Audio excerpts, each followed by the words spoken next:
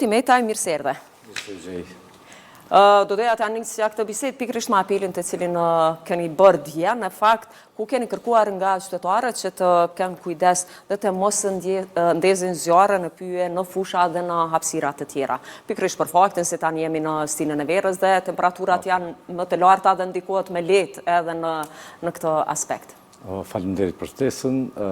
Agjencia Menaxhimit Emergjent në kuadër të fushata vetëdijsuese, do të vazhdimisht ne angazhohemi për vetëdijsimin e publikut, vetëdijsimin e qytetarëve, që të angazhohen në masat parandaluese për mos shkaktimin e dëmeve, por në këtë rast me qenë se dhe po ngritin temperaturat, do të thotë jemi fokusuar që me bë vetëdijsimin për parandalimin e zjarreve. Do të thonë kjo fushat ka fillu qysh në mars, mirë po tani e kemi intensifikuar edhe veprimet, të cilat i kemi ndërmarrë, domethënë të gjithë zjarrfiksit në nivel të vendit, janë të mobilizuar dhe do të vazhdojnë me patrullime, jo vetëm me prit, domethënë momentin kur të ndodhë zjarri, por edhe me patrullime, por njëkohësisht jemi edhe me policinë e Kosovës në ngushtë të lidhur dhe kemi një bashkëpunim ku do të veprojmë së bashku në parandalim. Do të thotë sepse zjarret që ndodhin, situatat që paraqiten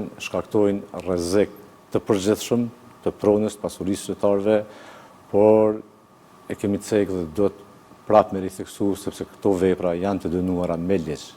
Dhe kryesit do të sjellën para ligjit, para drejtësisë.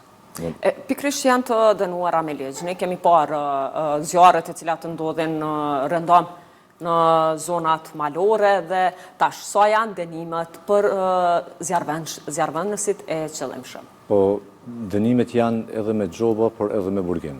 Më thonë, saktësisht nuk e kam informacion se sa janë dënimet, mirë po dënimet do më thonë varjojnë nga gjobat, nga vrejtjet, por edhe mund të shkojnë në dënimet me burgim.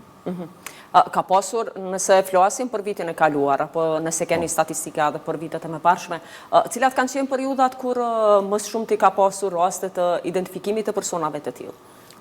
Në pranverë, unë kam marrë mandatin në tetor të vitit kaluar dhe situata më kritike ka qenë në mars të vitit 2025.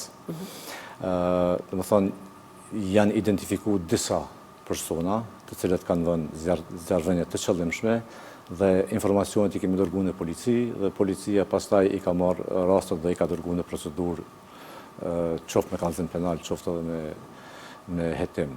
Kanë vazhdu me hetim. Do më thonë kanë qenë disa raste, do më thonë vjetra, mirë po presim që kë bashkëpunim dhe kë intensifikim i paraqitjes së rasteve të rritet, por njëkohësisht në këtë rast kërkoj edhe ndihmën e qytetarëve, sepse ka gjithmonë një hezitim, ku njerëzit edhe pse e dinë, domethënë, kush janë zjarrvënësit, nuk i tregojnë, domethënë, për arsye personale ose diçka tjetër, mirë po unë inkurajoj ndoshta edhe për arsye sigurie. Po, edhe për arsye sigurie, mirë po unë inkurajoj që edhe në mënyrë anonime, domethënë, kanë të drejtë që ti denoncojnë këto raste në mënyrë që vendi jonë të jetë më i sigurt, sepse vendi jonë është vend i vogël, edhe është vend i bukur, definitivisht me këto zjarre po dëmtohet prona, natyra, fauna, por edhe jeta qytetarëve.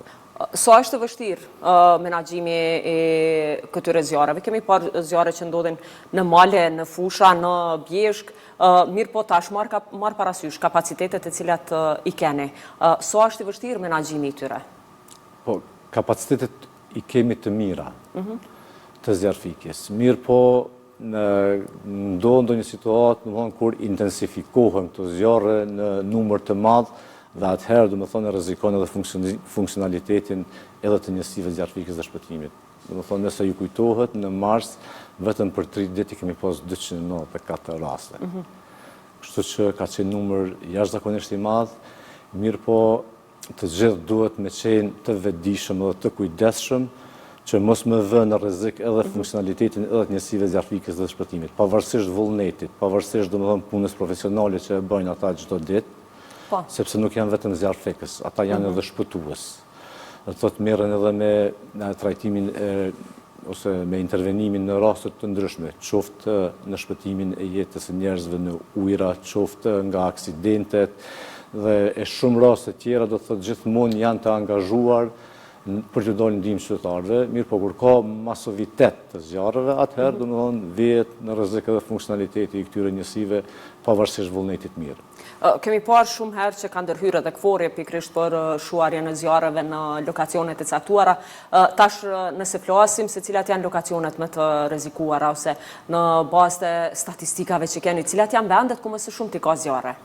Po, zakonisht verës kriza më e madhe paraqitet kur ka zjarre malore. Do të thonë zona malet e Sharrit, malet e bjeshkëve të Nemna, sepse janë edhe më të thepisura dhe janë më të vështira për intervenim.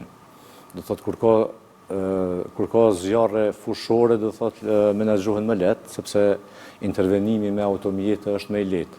Ndërsa kur ka zjarre në malore, në malet të larta, atëherë edhe intervenimi i zjarrfeksëve vështirësohet sepse duhet të shkojnë në këmbë me shpinore dhe nuk kemi ne ende helikopterë ose diçka për shurje nga zjarri. Dhe gjithmonë kur kemi situatat e tilla ne e adresojmë përmes organeve, përmes qendrës situatave në qeverinë e Kosovës edhe kërkesën për intervenimin nga ajri, nga këfori, mirë po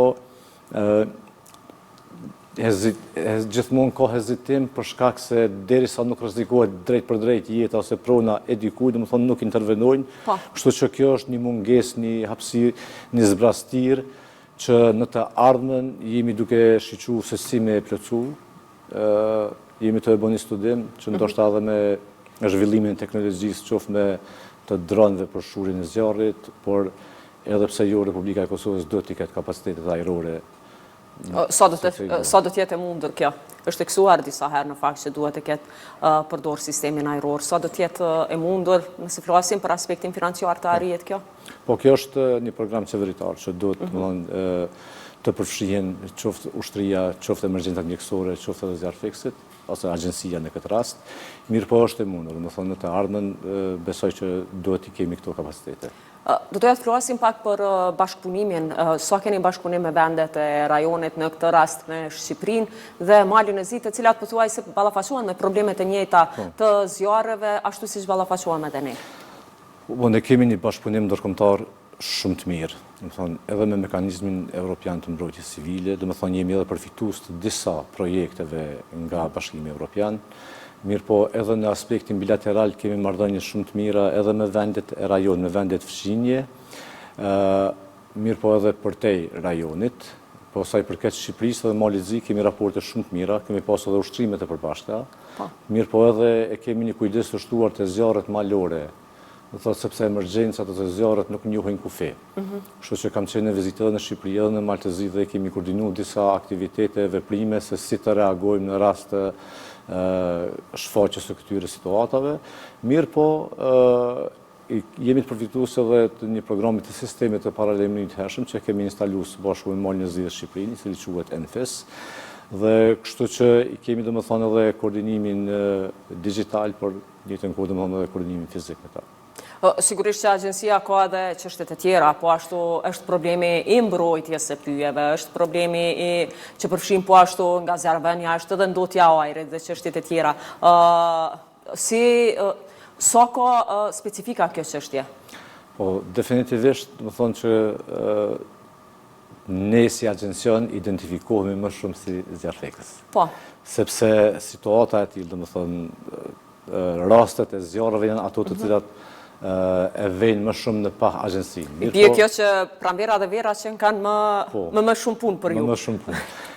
Mirë po, Agjencia e Menaxhimit Emergjent është agjencion kryesor në nivel shtetëror, është koordinuesi kryesor i emergjencave.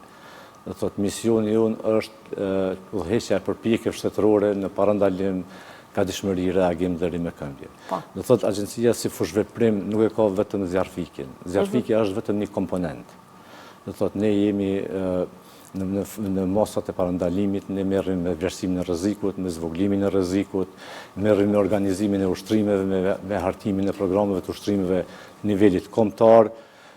Gjithashtu jemi të përfshirë në rimekëmbje në vlerësimin e dëmeve, do thonë agjencia udhëheq komisionin shtetëror të formuar nga kryeministri. Ka shumë aktivitete që agjencia nuk është e mundur, do thotë një ndërtim u bë në Republikën e Kosovës pa ju dhënë pëlqimi nga Agjencia e Menaxhimit të Emergjent, kryesisht për mosat e mbrojtjes nga zjarri. Do thotë çdo objekt që ndërtohet duhet me pas një vlerësim, një pëlqim nga Agjencia e Menaxhimit të Emergjent, por në të njëjtën kohë ne edhe bëjmë inspektime të rregullta dhe të jashtëzakonshme për aplikimin e normave teknike dhe mosat e mbrojtjes nga zjarri. Do thotë, kështu që pavarësisht imazhit që është kriju, do të thotë se agjencia merret vetëm me zjarri, jo, zjarrfikësit janë një komponent i joni, janë stafi i agjencisë, por që janë në menaxhim ende nga agjencia dhe niveli komunal. Agjencia në menaxhimin e fatkeqësive angazhohet kur një emergjencë, një rast emergjent i tejkalon mosat e nivelit lokal. Për shembull, nëse një rast, një zjarr shfaqet në një komunë, do thotë secila komunë ka një departament për emergjenca dhe siguri, të cilët janë të obliguar së bashku me zjarrfikësit për me menaxhu situatën. Në momentin që tejkalon për mosat e një komune dhe kërkohet ndihma nga një autoritet tjetër ose nga një komunë tjetër, atëherë agjencioni e merr, domethënë komandën, e merr drejtimin e operacionit dhe përballen me emergjenca. Zoti Metaj, unë ju falenderoj shumë për kohën dhe për intervistën dhe uroj të ketë sa me pak zjarre. Faleminderit.